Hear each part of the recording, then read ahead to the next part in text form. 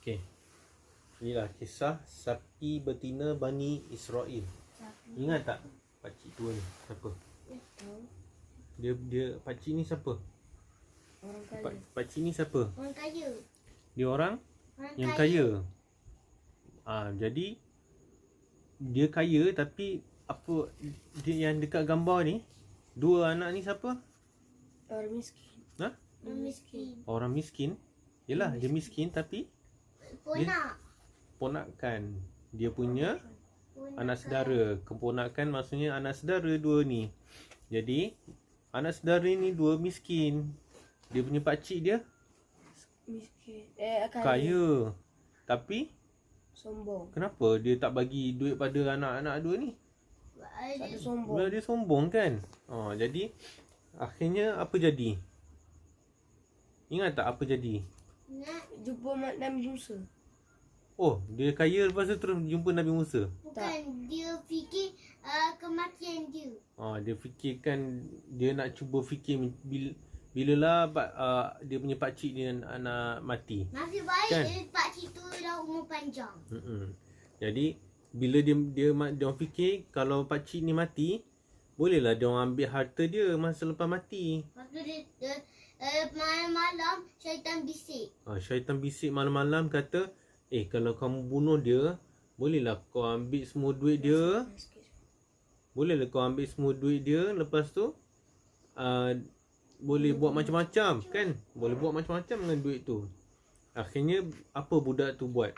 Ambil pisau. Dia pergi ke rumah dia, ambil pisau, dia bunuh kan. Lepas tu Dia campak dekat jambatan. dia campak kat jambatan, kat jalan jalan raya. Dia campak kat jalan raya. Lepas tu dia biasa kalau kita campak orang kat jalan raya, apa jadi? Kita nak kita rasa Kita macam kita rasa takut kan. Macam kita nampak hantu. Kita balik rumah, lepas tu macam kita cuak, aduh aku terbunuh orang. Kita jadi takut, kita jadi sedih. Iyalah, dia tu pakcik dia sendiri. Mestilah sedih, dia kenal dah lama dah daripada dia baby. Kan? Tapi ni dia bunuh. Lepas tu dia balik rumah macam tak ada apa-apa jadi.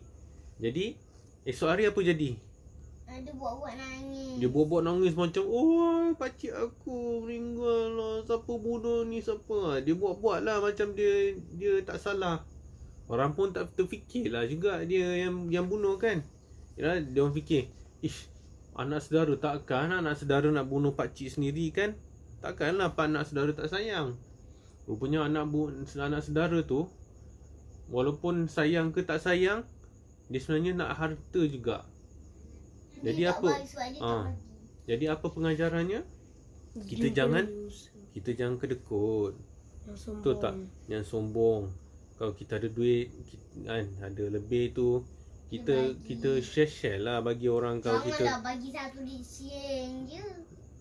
yelah, kita bagi apa kita mampulah. Kan? Kita bagi seikhlas hati. Mana kita rasa macam senang untuk bagi orang tu, kita bagilah banyak tu. Kan?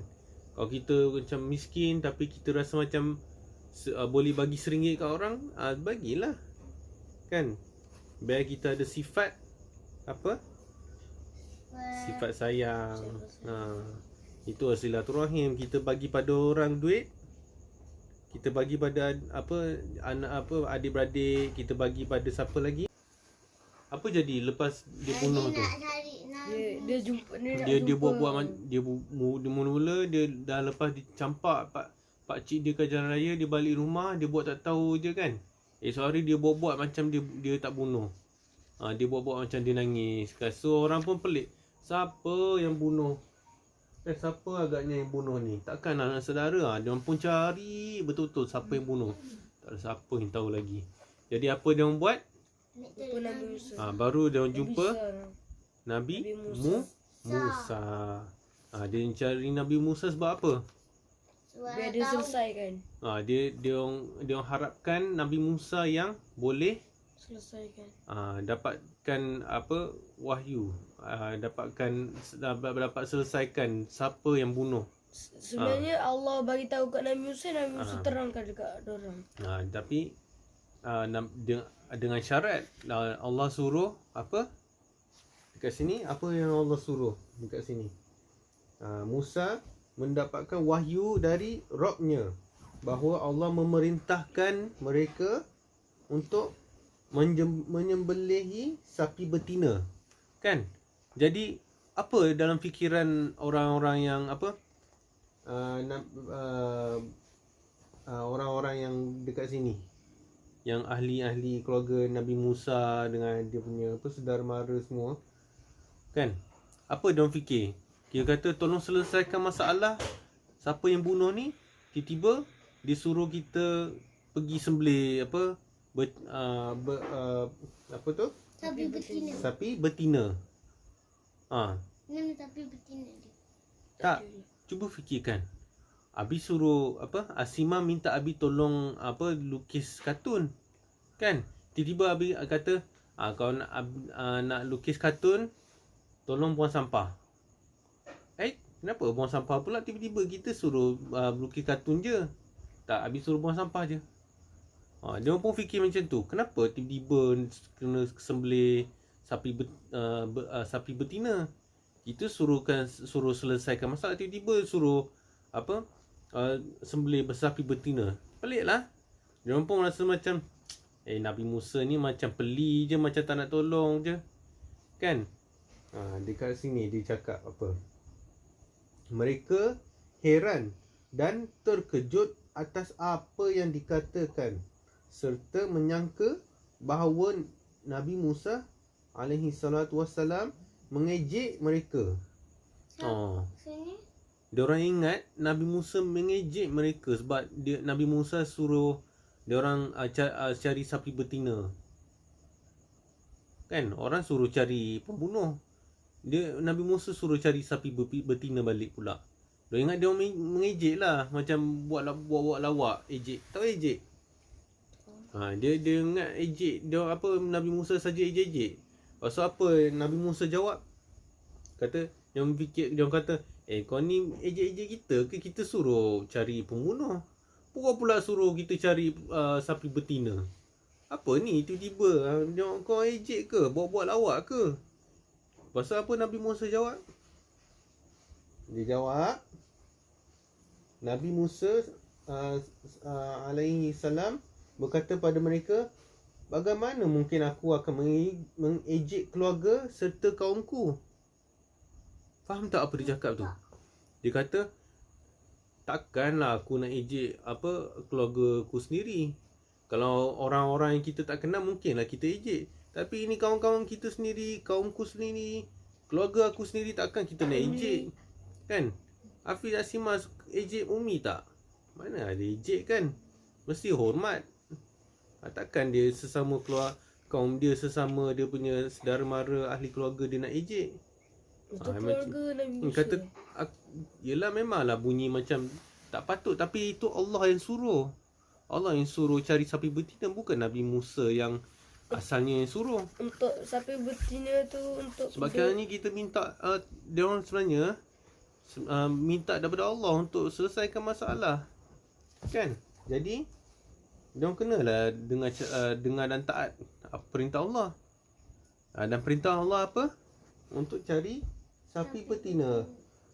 Awalnya ia mengira sapi betina yang harus mereka sembelih adalah sapi yang pertama kali mereka temui. Maksudnya yang awalnya dia orang ingat sapi betina yang dia orang nak kena sembelih, kan Allah kan suruh sembelih sapi betina. Jadi dia orang fikir sapi betina apa dia orang nak sembelih? Mungkin apa-apalah sapi betina yang nampak dia orang nak sembelih. Mungkin itu kot maksud Nabi Musa. Kan? Namun mereka justru mulai mendebatkannya. Dia orang macam bila Allah suruh cari sapi betina untuk sembelih. Sapi tu apa? Sapi betina macam sapi. Sapi tu. Ada gambar sapi betina. Sapi tu lembu. Jadi bila dia orang kata nak cari sapi betina macam mana? Kan Allah suruh cari sapi betina, tapi dia orang kuat lawan, asyik nak lawan je. Dia kata nak jenis macam mana sapi betina ni, kan? Dia orang dari situ dia orang dah start apa? Macam lawan balik Nabi Musa. Macam dia orang macam tak nak dengar cakap Nabi Musa lah. Jadi dia orang lawan balik. Dia orang berdebat. Macam biar macam soalan macam dia orang malas nak buat. Jadi dia orang lawan lah. Sifat malas dia orang, sifat nak tak nak dengar cakap supaya apa dia orang pandai-pandai apa lawan balik biar dia orang tak payah buat kerja secara betul. Jadi mereka masih bernegosiasi dan menanyakan apa warna sapinya. Yang pertama dia orang tanya apa? Apa warna yang si sapi betina ni yang kita kena sembelih?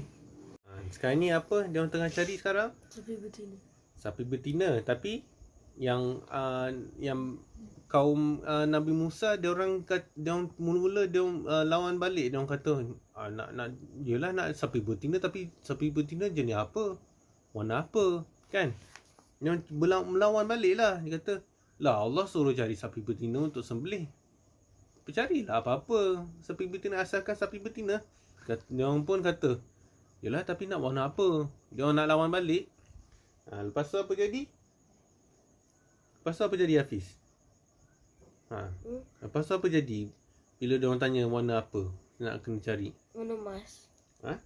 Mereka memintalah pada Nabi Musa supaya berdoa pada Rabbnya, tanyakan warna sapinya. Jadi tak apalah, Nabi Musa pun okey, tak apa. Dia pun berdoa lah pada Rabbnya dan mengatakan pada mereka terkait warna sapi yang diminta.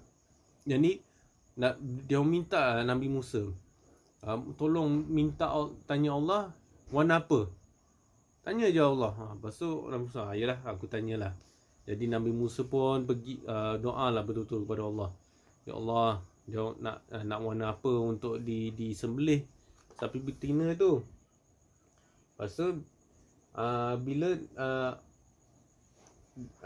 Nabi Musa dia mengatakan bahawa sapinya berwarna kuning tua. Kuning tua. Dia kata Allah suruh cari yang kuning tua. Jadi Kuning tua tu warna kuning tapi dia macam tua-tua. Ada yang kuning yang cerah-cerah. Ni macam kuning gelap-gelap, macam ada macam emas-emas sikit lah. Kan? Jadi baru dia orang rasa macam dia orang rasa senang untuk dia orang nak cari balik sapi betina tu. Jadi lepas tu kaum Nabi Musa dia orang datang balik, dia orang bantah lagi. Mereka kembali bantah hingga Allah beratkan sebagaimana mereka memberatkan nabinya. Musa memberitahukan mereka bahawa sapinya adalah sapi betina yang belum pernah dipakai untuk membajak tanah dan tidak pula untuk mengairi tanaman. Jadi Nabi Musa pun bagi tahulah, jenis apa yang lembu ni dia kena dia sapi betina yang belum pernah belum ada orang pakai lagi, yang dipakai untuk membajak tanah, tak pernah buat kerja letak air kat tanaman, sihat lah, tanpa belang ataupun cacat lah, warna pula kuning tua lah. Dia bagilah jenis yang betina. Allah bagi betul-betul jenis betina apa yang dia nak.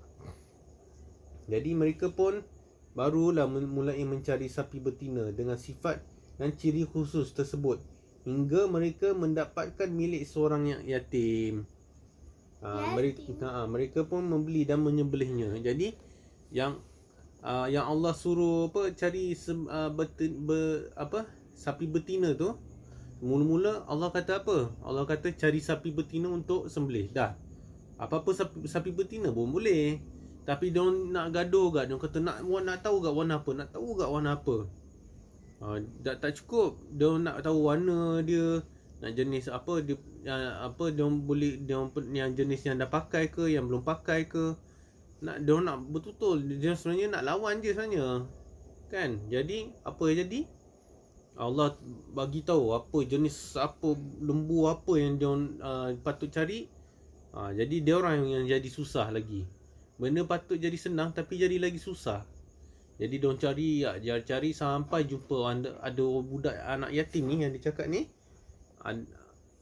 Dia yang ada seekor sapi betina yang dia yang Allah suruh cari tu. Kan susah. Sepatutnya bila Allah kata cari sapi betina, cari je apa-apa yang nak depan dia orang ambil, lepas tu sembelih dah. Ini dia orang kata nak cari warna ni lah, nak ni tu, nak ni. Banyak gaduh lah dia orang. Jadi dia buat kerja lagi susah. Jadi dia orang susahkan diri pula. Yang kali pengajaran dia bila macam contoh Abi suruh buat benda, jangan banyak tanya, buat je. Kalau kita dah faham, jangan tanya nak kena macam ni ke, itu, ini. Jangan banyak tanya, jangan banyak lawan, buat je. Habis lah. Kelip-kelip tu. Kelip-kelip pendek ke panjang? Jangan banyak-banyak tanya. Macam Abi suruh, okey, tolong buka lampu. Yelah nak lampu jenis warna apa? Alah tekan je butang itu. Yelah butang yang mana satu? Ya butang ada banyak. Takkan Asimah tak tahu butang apa. Bertekan je untuk buka ni. Yelah tapi dia nak kena butang warna apa itu. Dia kena panjat apa. Dia kena naik. Dia kena lompat ke ataupun tak payah lompat. Macam jadi susah pula. Kan Abi kata buka je lah lampu. Asimah tolong lah buka. Jangan banyak tanya. Macam tu lah kalau Asimah lawan-lawan. Sebab alasannya sebenarnya Asimah tak nak pun tolong Abi. Sebab tu Asimah banyak tanya.